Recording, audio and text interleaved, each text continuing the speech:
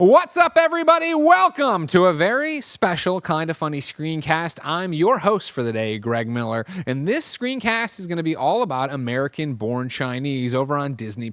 All 8 episodes are up right now. You can watch the first episode on YouTube for free, but I digress. Why are we talking about American-born Chinese, you may ask? Well, first off, the show is great, but more importantly, Gene Yang made it. You know Gene Yang. Of course, he's been supporting Kinda Funny since the spare bedroom, like the original spare bedroom. Like, he came to colonize house one day, and we didn't really know him that well. We're just like, do you want to come to the spare bedroom? And he said, okay, and he did, and it was great, and we became lifelong friends. Of course, he talks about comic books, he writes comic books, he does all these different things, but he wrote a graphic novel called American-Born Chinese that people love. It has been something that has touched them for years. It has spoken to a very specific experience here in the United States, and it's so good.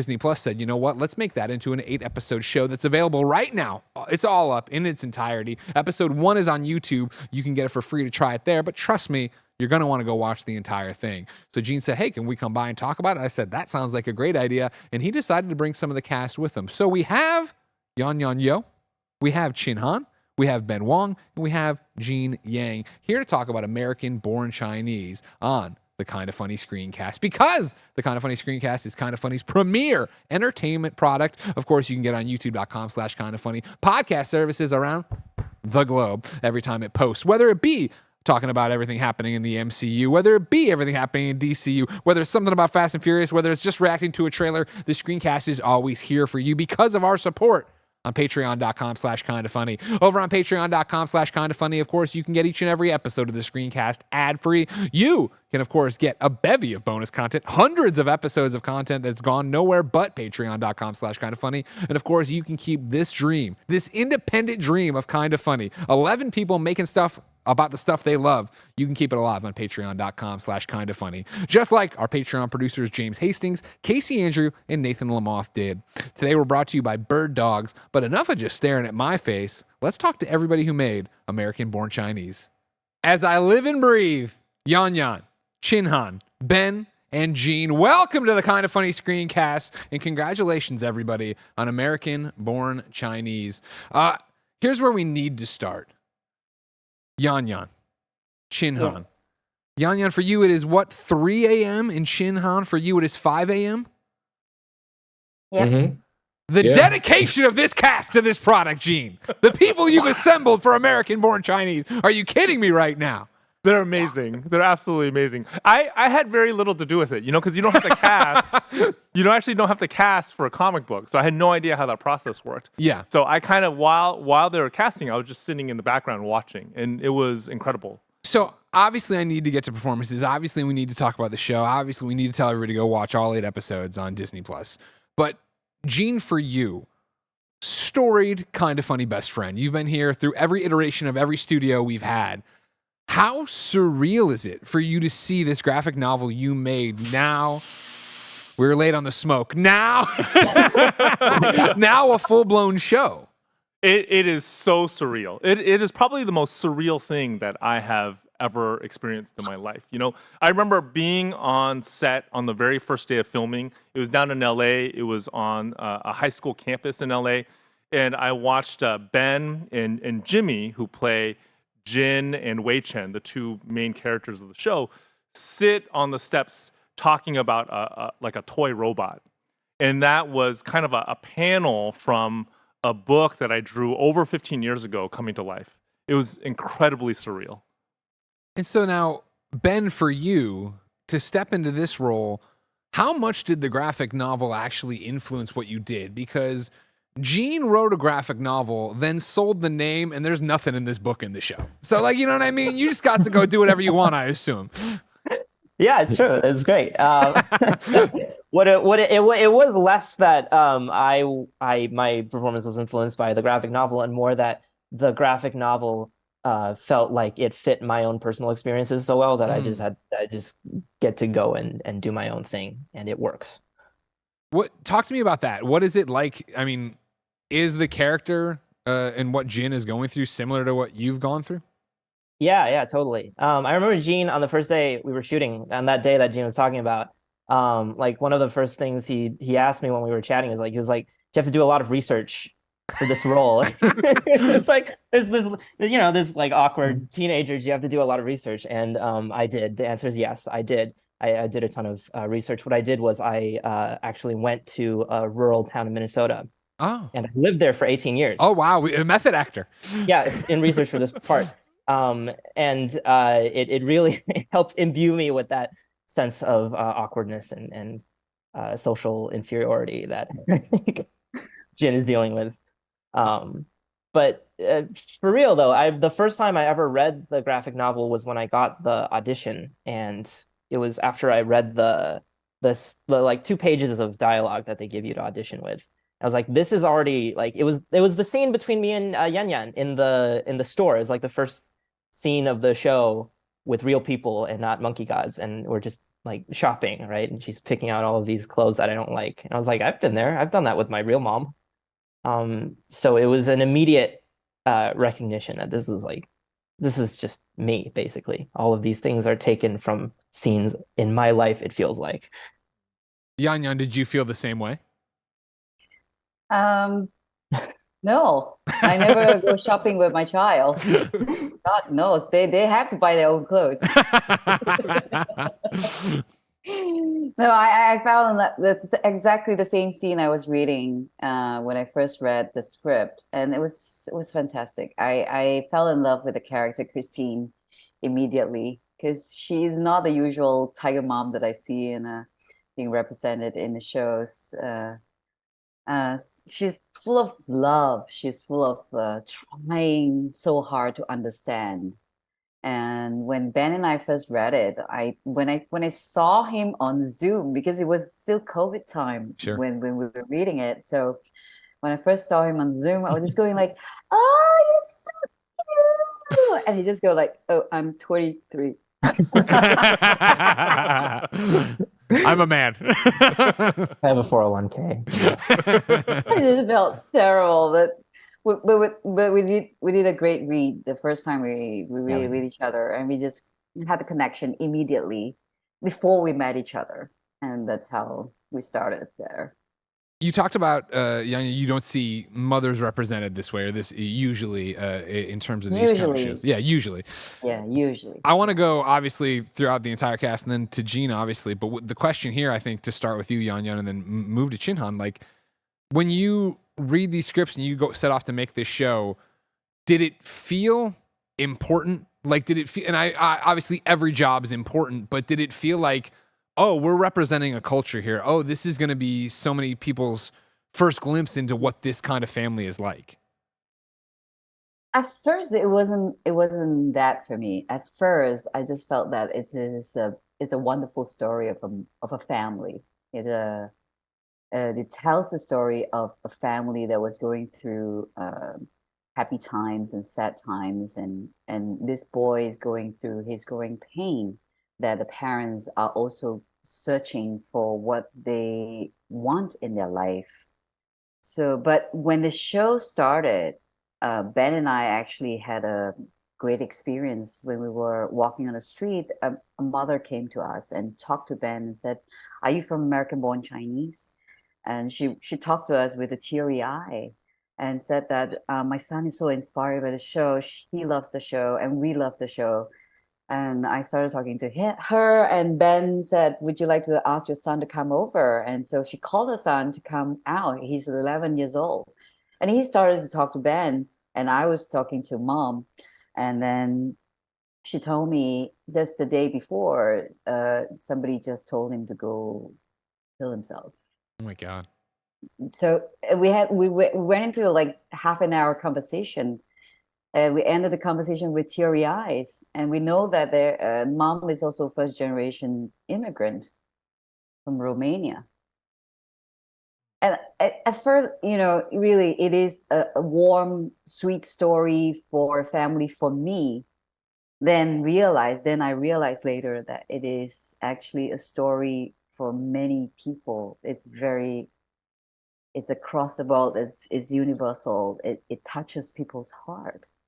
It gives people warmth and love.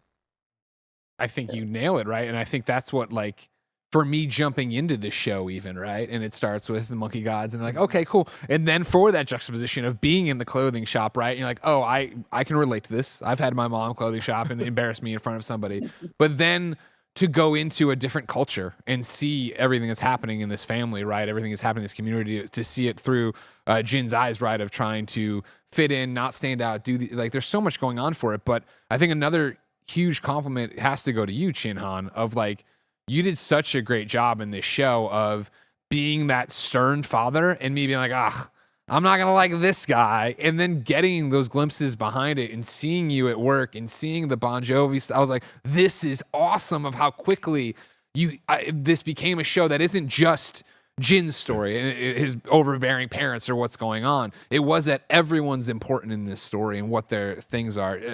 Chin Han, did you feel that importance too? Did when you're reading the script, you're like, oh, we're doing something that's going to resonate outside of just, being a show? Well, it starts with the script, always, right? I mean, I think the responsibility is to the source material, and that's how we approached it in the beginning. But as we went along, we realized how personal it was for every single one of us. I mean, bringing our personal experiences to bear upon the performances. And that is the difference, right? I mean, I've done quite a variety of genres of films. And with those films, the acting process is more about artifice or bringing on more behavior or more psychological processes. But with this, it almost felt like we were reverse engineering in some way, because instead of building up characters, we were stripping down all our quirks and socially learned behaviors to get to the heart of our own experiences and our true experiences, so that we could get a level of authenticity that that we could all relate to. So it was the process is actually reverse in a way. Instead of building up, we're actually stripping away so that we can get to the heart of the matter. And I think that is it. I mean, I think if you look at all the characters, Yann Yann playing the mom, and Yann Yann herself is a mom, and then Ben playing my son, and Ben actually is my son, but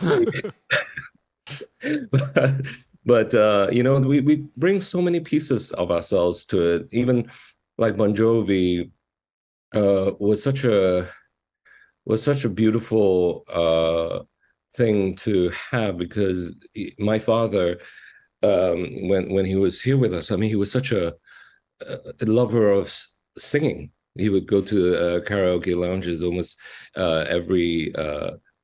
at community centers almost every week, and that was something I could see and I could hear, and I could then manifest. So I think that was why I think it was so meaningful to us, and it's it's doubly meaningful now that it's out there and we get these kinds of responses. We were over at we had dinner, right, one time, Yann Yann and Ben, at Century City in Los Angeles, and then we were going down the elevator, and this family, they ran after us and they were shouting down the stairs, "We love you, we love the show," and I think that kind of response is gratifying.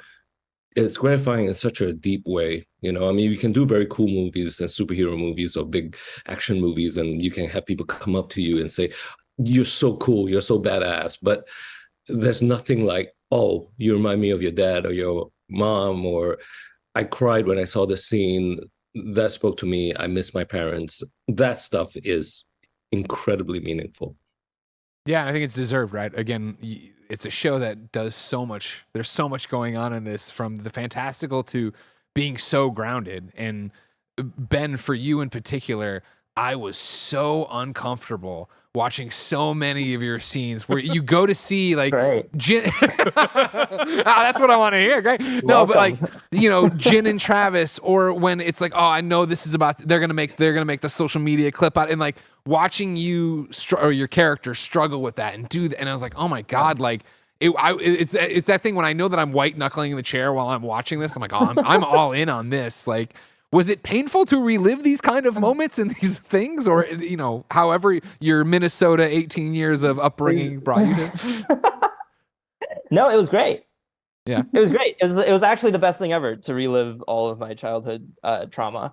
I'm not joking. I'm not joking. It was like, it's like how, I don't know, some people have that power fantasy of like, if I could go back to high school now with everything I know, I'd really nail it this time. Except you get to actually do it. It's like running this is, how like there's like the simulator they put like PTSD people through to like relive their trauma. It kind of felt like that, where it's just like I got to go back into the simulator and then like exercise my demons a little bit by living out the actual like somewhat terrible memories of my childhood. But also in doing that, it kind of sort of helped me take a look at them from afar and like deal with them in a way that I hadn't been able to before I worked on this show. Sure. So it was great.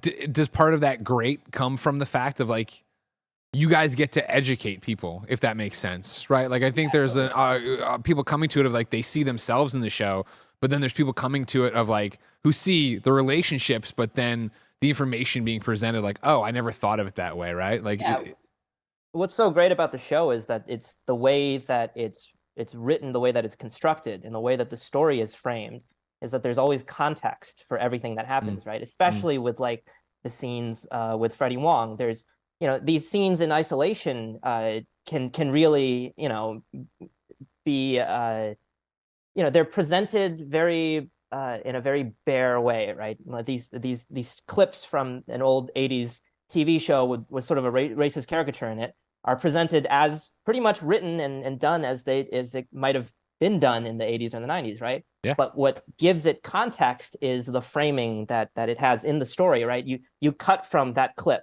to Jin's reaction to that clip, and in that cut, what the audience gets is this sort of immediate understanding of, oh, this is why that sort of media was not great for people like Jin, right? Yeah. And because of how well and how artfully all of that is done in the show, it gives me freedom to just really, especially in those uncomfortable scenes, to play them as truthfully as possible, right? Because I know the framing of the show and the storytelling is gonna sort of, like you said, tell the audience, sort of give them an idea about how to feel about these sorts of things and why these sorts of things happen. Right. I think, one of the more, it's a scene you could blow past because it's not one of the action things and it's not something going on, but one that I thought was so powerful and interesting for someone watching this and not being raised this way or not being in this community or anything like that, right? Was when Jin's at his locker and the two girls are watching one of the Freddie Wong clips, right? And then she's like, shh, and like, what? And then, no, it's ironic. And it's that idea of like, and then the fact that I then watch Jin go, and like, oh God, you know what I mean? I'm like, what a painful, like to see that and like have it through the lens of Jin, right? To even have it be like when the principal walks in and says, Jin Wang, and you have to correct the pronunciation of, Wang. It's like, oh my God, like, for so many people, that's the first time they're ever finding out watching the show that it's not Wang. Like, oh my goodness. Yeah, and that's such a great reaction, because what that means is like this sort of the empathy machine of filmmaking is working, right? It's the fact that Jin is the main character of this is so powerful, because it sort of forces the audience, whoever they are, to be in Jin's shoes and sort of experience this world as Jin, right? Yeah. And that's something that Kelvin always talked about is having Jin, this main character, serve as, because he is the avatar, because he is the one that the audience pours themselves into and lives the story through his perspective. It helps them understand the specific situation of Jin, and that, which is something that maybe they never thought about before. So then, Gene, talk to me about the graphic novel. How much of you is in that? Because of course, the years we've gotten to hang out and talk about it, I know how much you put your own experiences into everything you do, whether it be Superman, whether it be Dragon Hoops, like you're in these things, you're living in these pages. I mean, I think that's true for most people who do books, is we put pieces of ourselves into these stories that we do, even if they're fiction.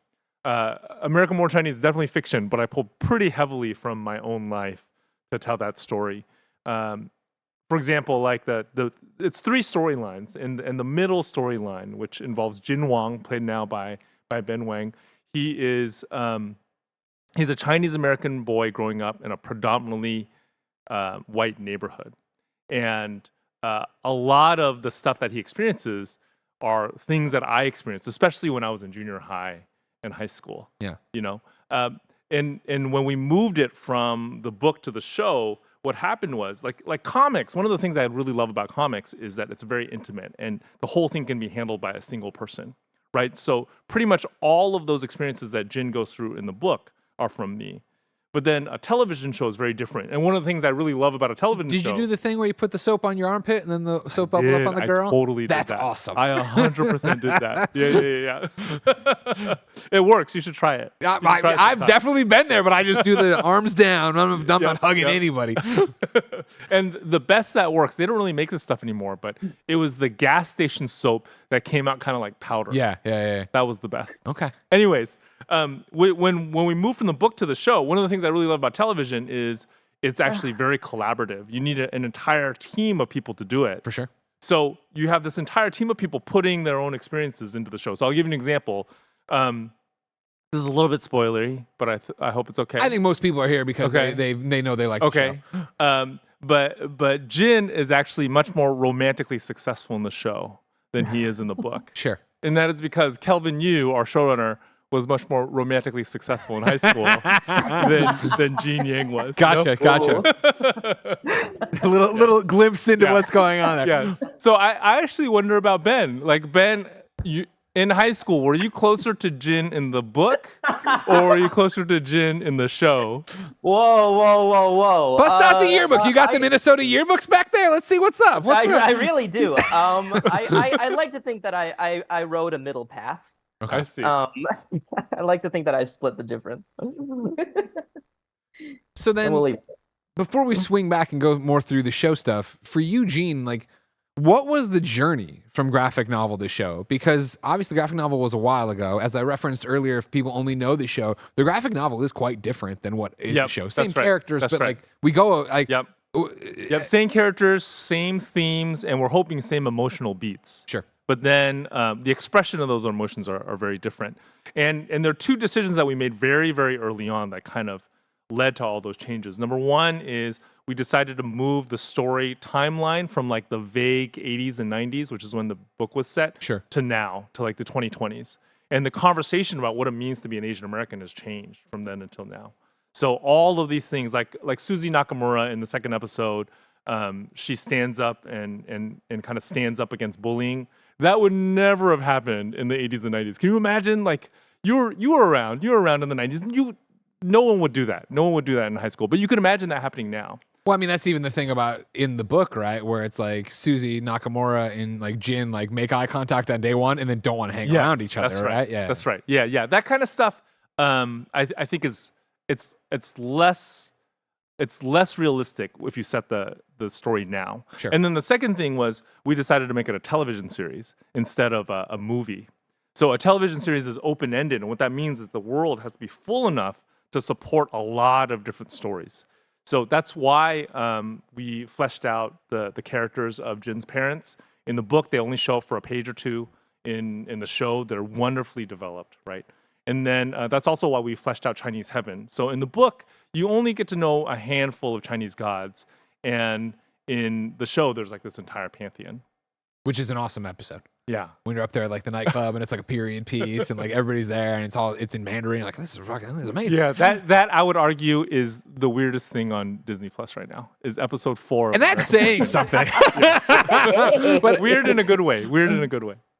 This episode is brought to you by Bird Dogs. Bird Dogs make you look good. Bird Dogs stretch khaki shorts are designed to fit slimmer through the thigh and leg, giving you a truly sculpted look. They fit way better than regular shorts that are made of a stiff, restricting cotton. Bird Dogs use anti-stink, sweat, wicking fabric that keeps you cool and dry all day long. I've been going down to the heat of Los Angeles with Gia a lot recently, and I've been loving the breeze thanks to my Bird Dogs. They got Oxford shorts, khaki shorts, bathing suits, and much, much more. My favorites are the Art Farts Knockers, and it's not just because of the name, it's because of the blue. But hey, The name doesn't hurt at all. Art Fart Knocker, come on. Go to birddogs.com/kindafunny or enter code kindafunny for a free Yeti style tumbler with your order. That's birddogs.com/kindafunny or use the promo code kindafunny for a free Yeti style tumbler. birddogs.com/kindafunny. Promo code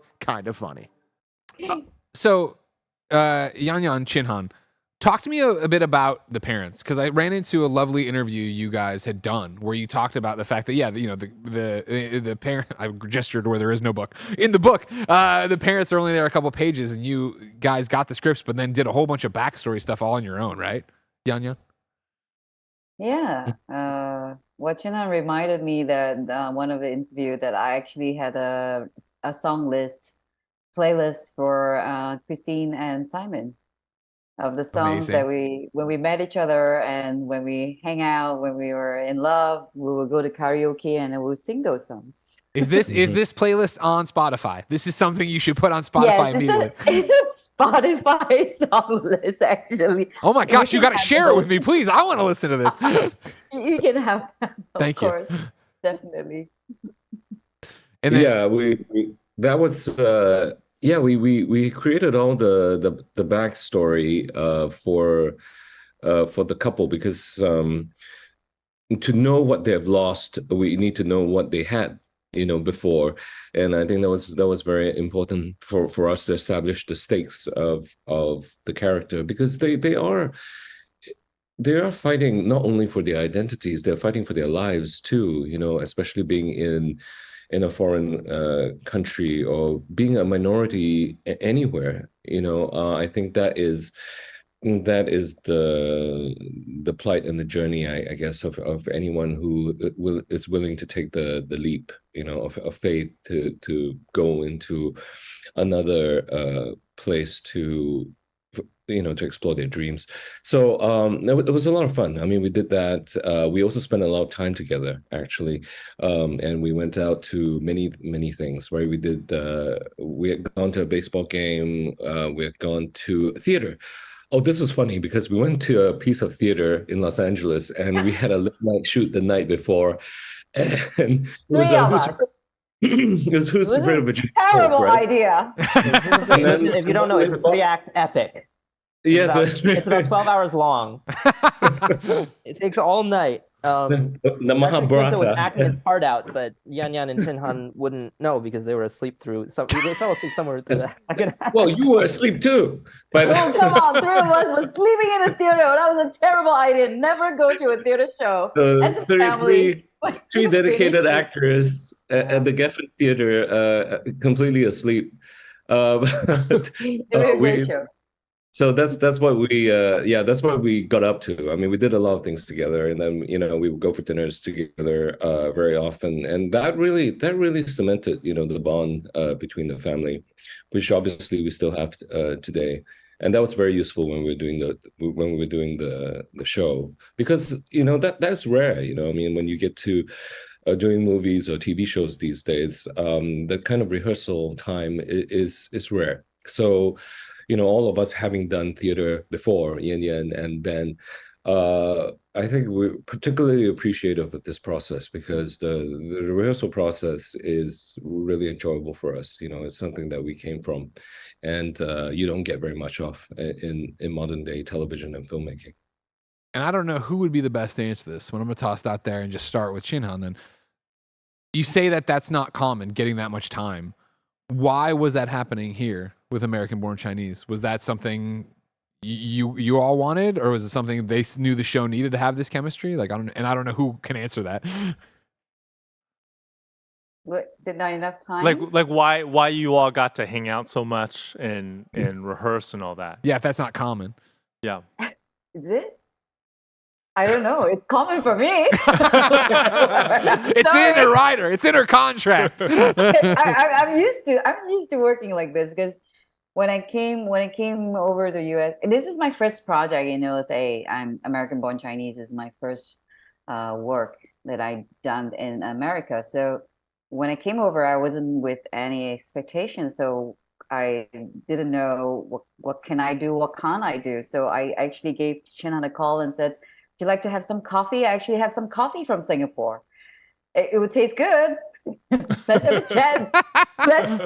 Let's have a look at the script. And then from the first coffee, and then went to lunch and then dinner, and then we will have another coffee, and we would I would just discuss it. There will be a lot of discussions about the character, the backstories, and then Ben will come in. Ben was staying in the same hotel as me, and then we were going to have lunch, we'll have dinner, and then we will hang out. We'll go to the grocery stores together. I mean, I'm so used to this, though. I don't know.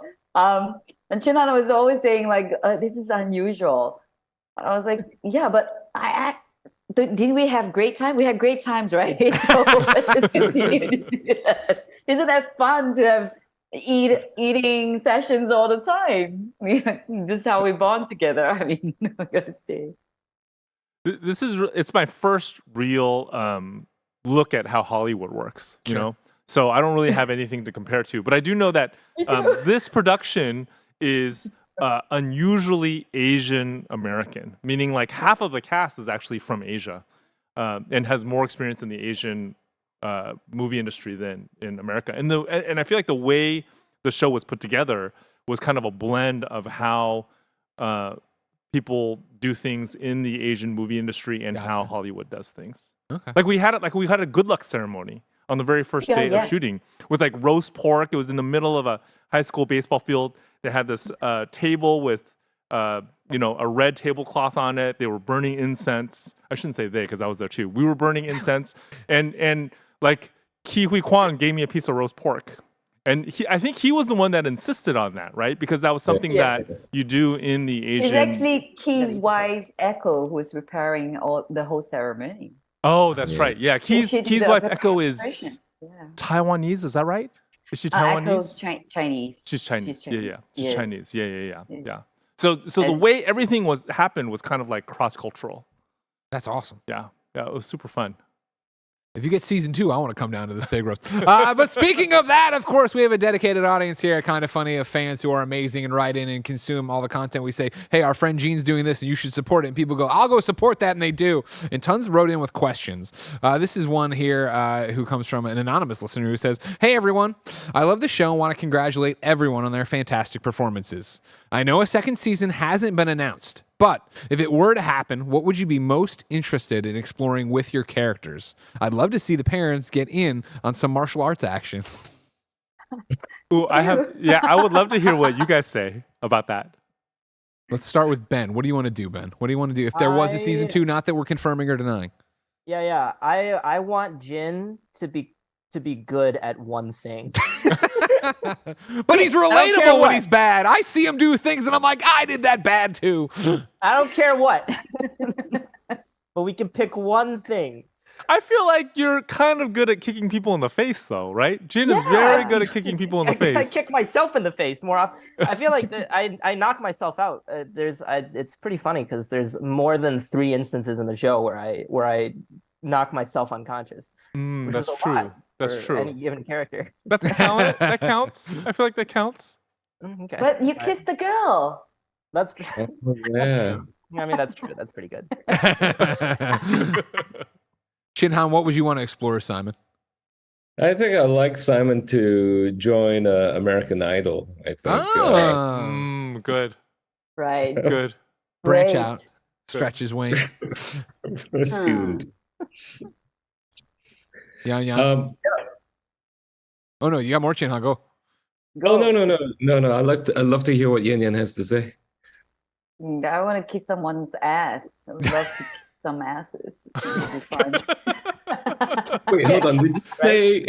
There'd have to be a lot of character development for Christine to get to a point where she actually physically kicks somebody's ass. Oh no! The first season, there's already possibility that someone can transform into someone else's look. Oh, I see. So You didn't even watch the show. You didn't even watch the show, Gene.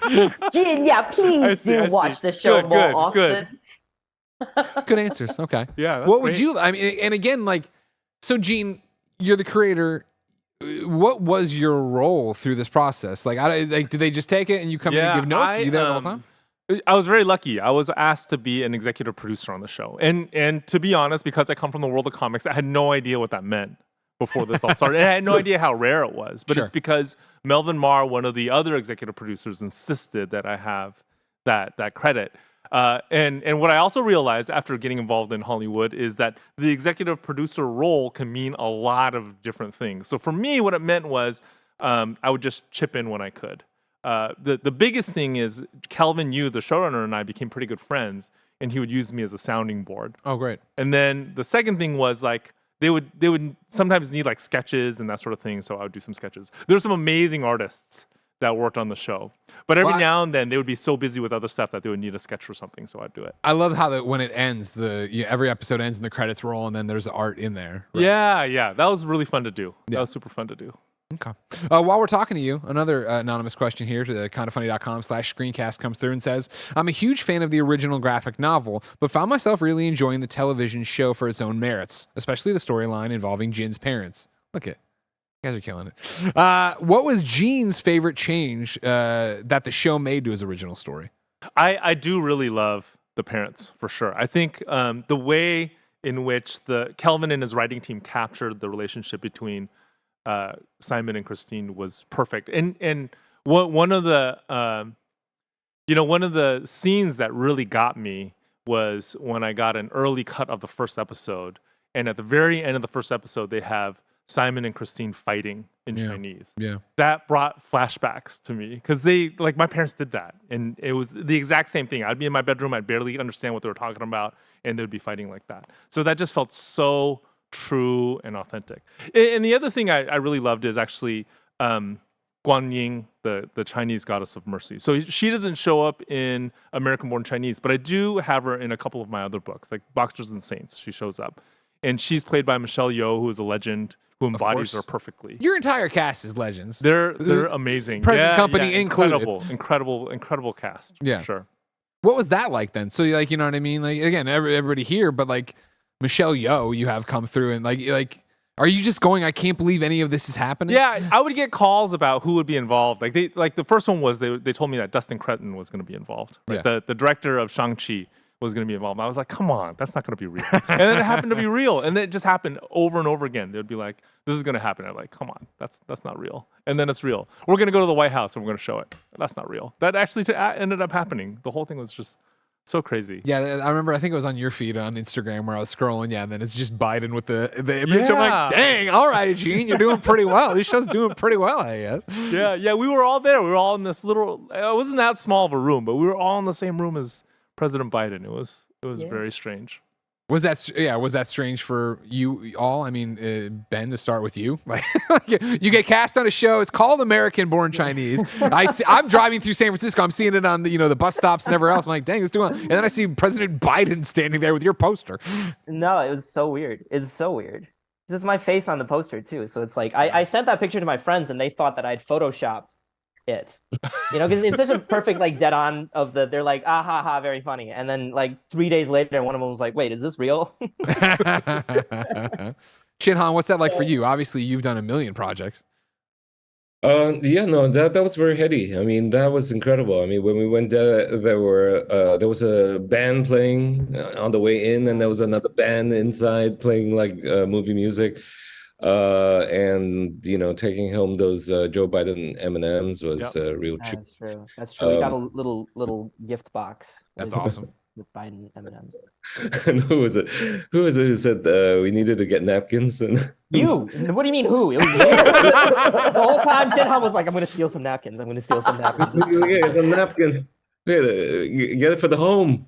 They have the executive seal on them, so they're executive. I didn't get any. Just give me one.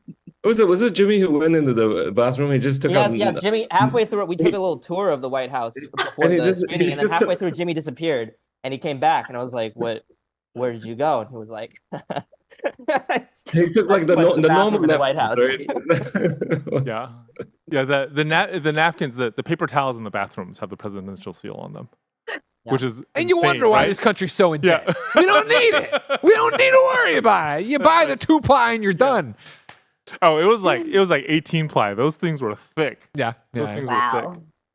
And then I Yann do. Yann, you were there and you're just like, oh, this is just how American shows work. This happens for every show. They go to the White House. Exactly. And I have nothing to compare to. This is my first show in USA. And then I kept asking everyone, all the producers, anyone who passed by, is like, is this normal? Is this normal? So in the end, they just go like, yeah, it is. We do this all the time. Yeah. Secret Invasion's coming by next week. They have another thing to show off. Oh, yeah.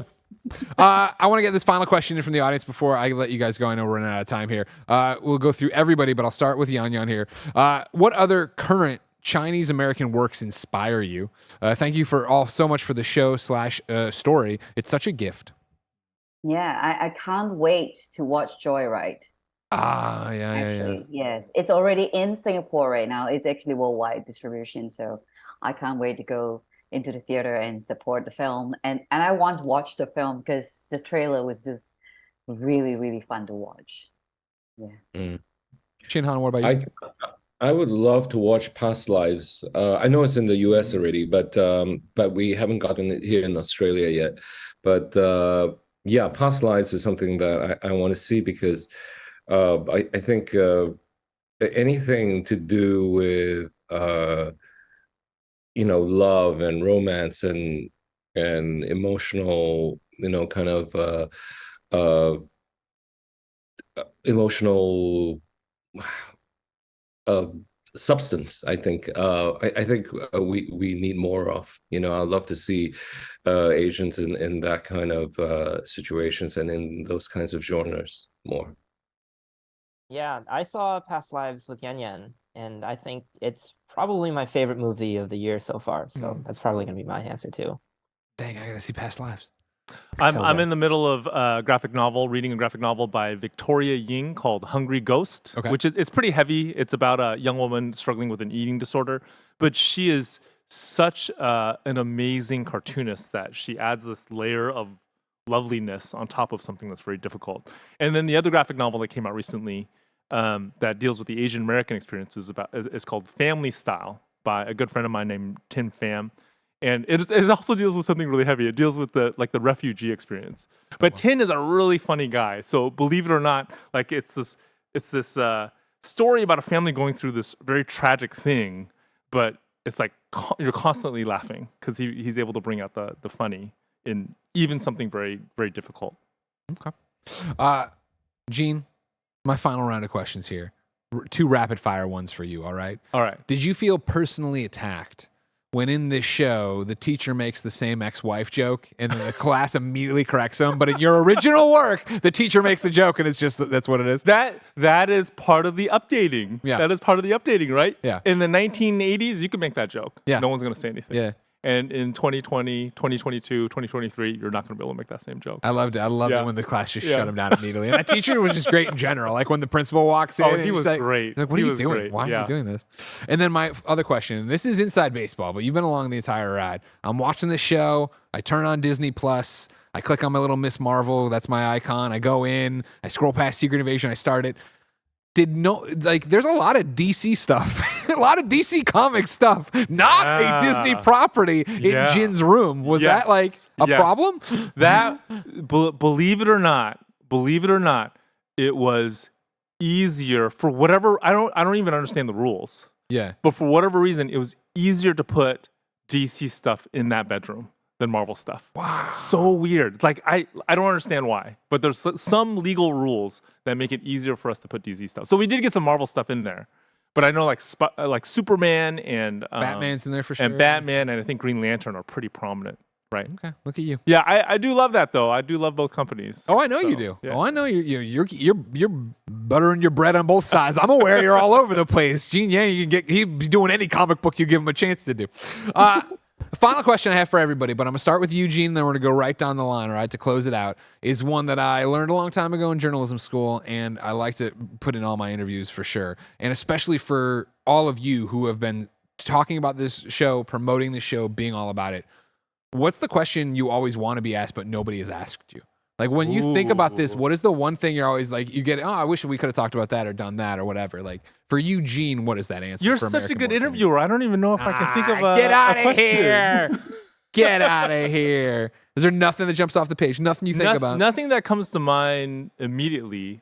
I mean, I think when I look back on the experience of being involved in this show, the first season, it's just been so incredible. All I feel is gratitude. I feel so much gratitude for the people I got to meet, for the work that I got to watch them make, and the experience of telling the world about it. It's been incredible. Okay. Ben, what's the question no one ever asks you want to answer? I don't know. I feel like I'm just happy to be asked any questions at all. I mean, this is my first press junket. You know what I mean? So everything's been great. So I'm like Gene. I feel fulfilled. Ben's also a musician. I didn't know that. Yeah, I just followed Ben on musician. Instagram yesterday, so I'm just learning. I'm learning. Yeah. Yeah. He plays guitar. So what about this question? What's your go-to song for impressing somebody that you potentially want to date? Oh my God! I want to learn the game. Here's the Wonderwall, everybody. Yeah, the game of Ben Wang. What's Ben Wang's game? Well, you have to. It depends on who the person is. Okay. Okay. Oh, that's but a great depending answer. on who the person is, it's either "Hey There, Delilah," or "Don't Think Twice, It's All Right," or "These Days." So, what would you suggest Jin play to impress Amelia? Like, if you were to give Jin advice. Oh, I think if I were to give Jin advice, I'd tell him to play "Hey There, Delilah." But he would probably play "These Days" because he'd overthink it. Chin-Han, you've been on a million press junkets. What does no one ever ask you that you wanted to talk about? No one's ever asked me what my workout routine is. I've asked you that, Jin-Han. For the dad bod? How did you get that Wonderful. six-pack? No one's ever asked me that, but only because I don't have a six-pack. But yeah, that would be nice. Yeah, as somebody who is interviewing you, we just don't want to bully you down to a sex symbol. You're so much more than that, Like, we don't want to just do that. Focus on the good looks. You're more than your abs, Dad. Oh, okay. I should put that on a T-shirt. Oh, that's great. You're more than your abs. Han Solo. Chin Han Solo. Yes, very Oh good. yes, so we have this thing where it's Chin Han Solo, Master Yoda. because it's Yo Yan Yan, and Ben Kenobi, basically. Big Star Wars fans, I love it. Nerdy. Yeah, so nerdy. Chin-Han loves this bit. We're still waiting for our new T-shirt, Chin Han. Thank you. I'm very proud of him. I'm still working on it. Hopefully you'll have a season 2 and then a lot of time to work on it and get it done there. And then Yann Yann, for you, what about you? Is there anything in the show that on all the interviews you've done, no one's let you talk about that you want to talk about? Maybe for this show, maybe ask me about how I feel working in America for the first time. Yeah. How do you feel about working in America for this one? It's incredible. Yeah. Because of the people that I've met, because of the team. It's just incredible. Not just on set, even after we left set, even when we started promoting the show. Like today, I am extremely happy to see the boys. I mean, these 3 boys. Like, I'm extremely happy to see them because I haven't seen them for a month now. Wow. Yeah. And you're extremely happy at 3:59 a.m. Yep. Again, just a point. Yes, even though it's 3:50 a.m. I have to wake up at 1:30 a.m. But I am so happy that I'm able to sit with them and talk about the show. I just can't wait to see them. Well, and that's how I feel when I come into this team without expecting what's going to happen. And then after a year, almost 2 years now, the relationship just gets stronger. I love it. Congratulations. Y'all happens on every show, Yann. Yeah. Happens on every show, Yann. Oh, is it? Is this normal? This isn't special at all. You all have made something truly incredible. Of course, I love American-born Chinese. Gene, congratulations on making it. Congratulations to you guys for bringing it to life. All 8 episodes are up right now on Disney Plus. You should go get it. You should go watch it. Have a And great the time. first episode is on YouTube for free. There you go. Look at that. Always selling. Yes. The book available now, has been for a few years, but you can get it out there. Get a part of that. Oh, you got your copy too. Look at that. Everybody's promoting it. Everybody's doing great. No, Ben, it's too late. You don't have it. You don't have it. That's on you. It's too late. Never Go bought get your one. yearbook. Never read Go. it. You've read it, yeah, right? Never read it. Okay, like I said, American-born Chinese is awesome. You should go get it, just like you got this episode of the Kinda Funny Screencast. Remember, the Kinda Funny Screencast goes live on YouTube.com/KindaFunny. Podcast services around the globe all the time, talking about MCU, talking about anything DCU, anything you're gonna see on the silver screen. Joey's just watching random stuff, and then she comes in here and talks about it on the Kinda Funny Screencast. So no matter where you got the show, please consider subscribing, and sharing. And until next time, it's been our pleasure to serve you.